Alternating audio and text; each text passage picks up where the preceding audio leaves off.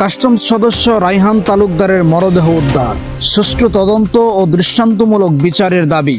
ময়মনসিংহের ফুলবাড়িয়া উপজেলার এনায়েতপুর ইউনিয়নের সৈয়দপুর গ্রামের বাসিন্দা এবং বাংলাদেশ কাস্টমসের নিরাপত্তা শাখায় কর্মরত আবু রায়হান তালুকদার নিখোঁজ হওয়ার প্রায় 10 দিন পর তার মরদেহ উদ্ধার করা হয়েছে।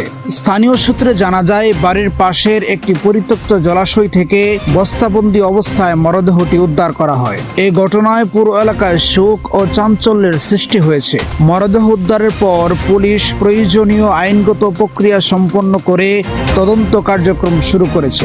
এদিকে রায়হান তালুকদারের মর্মান্তিক মৃত্যুর খবরে পরিবার, স্বজন ও এলাকাবাসীর মধ্যে গভীর শোকের ছায়া নেমে এসেছে।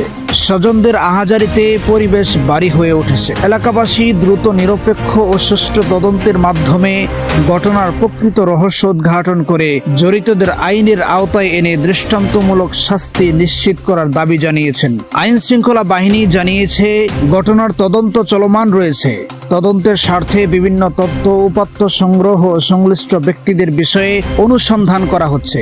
তদন্ত শেষ না হওয়া পর্যন্ত কাউকে দোষী হিসেবে চূড়ান্তভাবে উল্লেখ করা যাচ্ছে না।